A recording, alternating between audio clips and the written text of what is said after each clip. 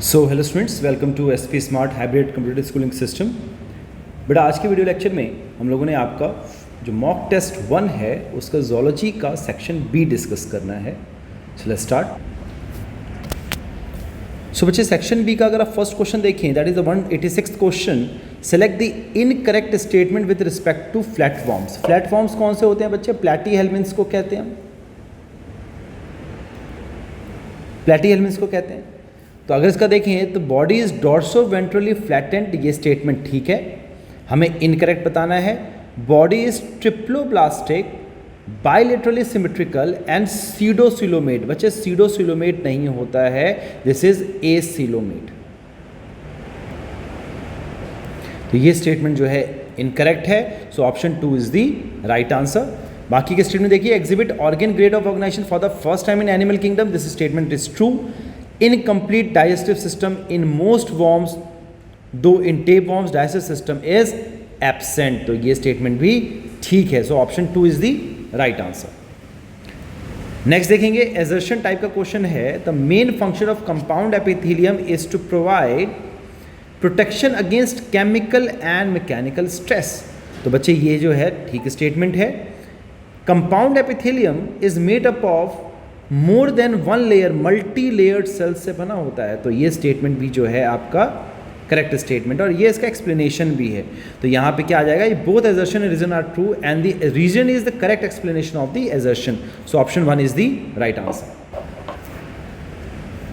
Next question है बच्चे, if A is thrombin, B is thrombokinase, C is fibrin and D is occlusion of the clot by formed elements, then what will be the correct sequence of involvement of blood clotting? जो इसमें जो होगा बच्चे, सबसे पहला जो आ जाएगा आपका थ्रोम्बिकाइनेज आ जाएगा,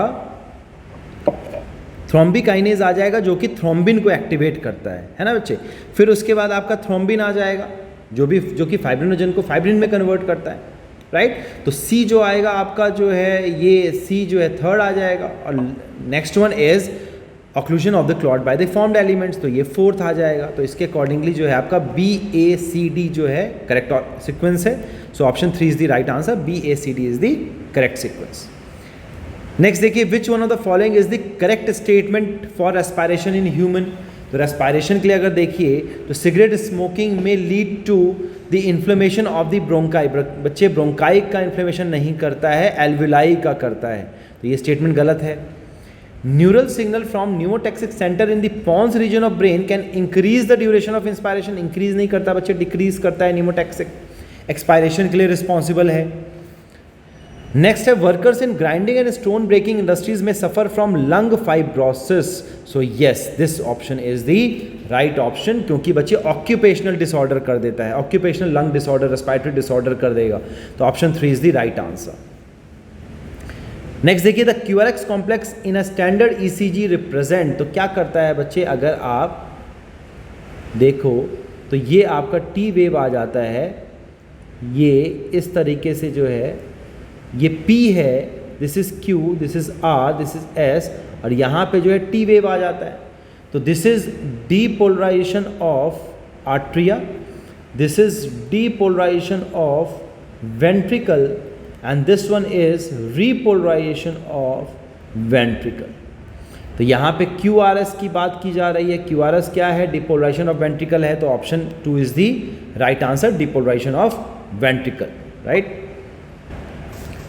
नेक्स्ट क्वेश्चन देखेंगे, each nephron has 2 parts which are. तो नेफ्रॉन जो है बच्चे वो ग्लोमेरुलस का बना होता है और रीनल टिब्यूल का बना होता है, जिसके अंदर PCT, DCT and Henle's loop जो है आ जाए, ठीक है। This is renal tubule, so option 2 is the right answer. Next है बच्चे, वर्टिब्रोकॉन्ड्रल रिब्स ऑफ ह्यूमन। वर्टिब्रोकॉन्ड्रल यानी कि वर्टिब्रा से रिब्स अटैच होगा और आगे स्टर्नम से अटैच नहीं होगा, है ना। So they do not articulate directly with the sternum. So option 2 is the right answer, they do not articulate directly with the sternum, ठीक है। अगर आर्टिकुलेट करता तो उसको क्या कहते हैं हम? वर्टिब्रोस्टर्नल कहते हैं, है ना। So option 2 is the right answer. Next question देखिए, which component of neural system releases impulses from central nervous system to the skeletal system. कौन करता है बच्चे? सोमैटिक न्यूरल सिस्टम करता है। So option 2 is the right answer. Next है gonadotropin releasing hormone hypothalamic hormones needed in the reproduction act on. किस पे act करता है बच्चे? तो वो पिट्यूटरी ग्लैंड पे एक्ट करता है ना। कौन से पिट्यूटरी ग्लैंड पे? एड्रिनो हाइपोफाइसिस, एंटीरियर पिट्यूटरी पे करेगा and stimulate secretion of LH and FSH। ठीक है बच्चा, तो option 1 is the right answer. क्योंकि बाकी के जो ऑप्शन है ये पोस्टीरियर पे नहीं करता है, एंटीरियर पे करता है ना, और इस पे ये भी रिलीज नहीं कराएगा। ऑक्सीटोसिन रिलीज नहीं कराता है, FSH कराता है। पोस्टीरियर पिट्यूटरी नहीं होगा, गलत है। रिलैक्सिन जो है वो प्लेसेंटा से रिलीज होता है, तो ये गलत है, LH कराएगा। एंटीरियर पिट्यूटरी ठीक है, लेकिन ये आपका बच्चे LH तो कराएगा, लेकिन ऑक्सीटोसिन जो है वो पोस्टीरियर पिट्यूटरी कराता है, तो ये भी ऑप्शन गलत है। तो यहाँ पे आपका जो ऑप्शन आ जाएगा anterior pituitary gland and stimulate secretion of LH and FSH। Option 1 is the right answer. Next है assertion type. In the testes, spermatogenesis occurs in the seminiferous tubules and testosterone secretion take place from the Sertoli cell। बच्चे Sertoli cell जो है nourishment provide करता है, right? तो ये statement गलत है। Testosterone bring growth and maturation of the secondary sex organs and also the development of accessory sex characters। So yes, this statement is true. So A is false but R is true. So option 4 is the right answer। Next देखिए IVF in vitro fertilisation in which the early zygote with up to 8 blastomeres is transferred to the fallopian tube is called as ZIFT, zygote intrafallopian transfer। क्या है ये? zygote intrafallopian transfer। So option 1 is the right answer। Next question देखेंगे, which of the following statement is correct with respect to monohybrid and dihybrid cross. Mendel's law of inheritance की बात की जा रही है, तो इसमें देखिए monohybrid cross is performed for 1 generation whereas dihybrid cross is performed for 2 generation. बच्चे दोनों 2 जनरेशन में होते हैं, लेकिन मोनोहाइब्रिड में हम 1 कैरेक्टर की बात करते हैं एंड डाईहाइब्रिड में हम 2 कैरेक्टर्स की बात करते हैं। So this statement is wrong. A monohybrid cross involves a single parent whereas dihybrid cross involve 2 parents. ये भी गलत है, मोनोहाइब्रिड में भी 2 पेरेंट्स होंगे। अब monohybrid cross produces single progeny whereas dihybrid cross produces 2 progeny. ये भी गलत स्टेटमेंट है। अब monohybrid cross involves individual with 1 heterozygous character whereas a dihybrid cross involves individual with 2 heterozygous characters. Yes, this statement is the correct statement with respect to monohybrid and dihybrid cross.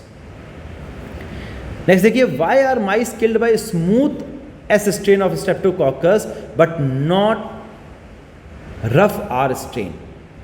क्यों नहीं होता बच्चे?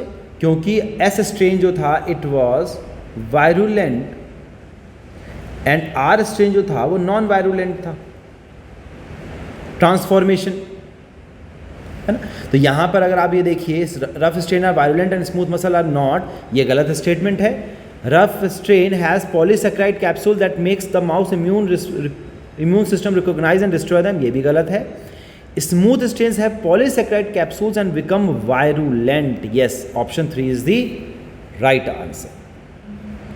Next question देखिए, which of the following disease cause chronic inflammation in the lymphatic vessels of the lower limb that results into the massive swelling।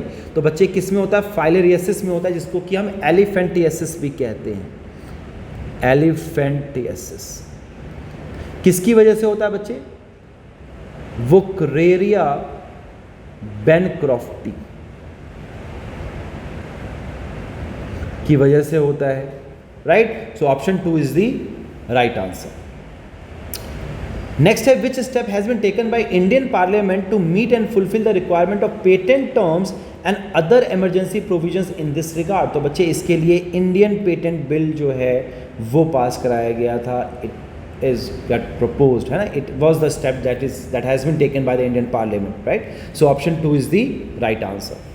So this is all about the answers और the solutions of the section B zoology। I hope बेटा आप लोगों को ये सारे जो solutions हैं वो अच्छे से क्लियर हैं, right? So all the best everyone, God bless, take care, thank you.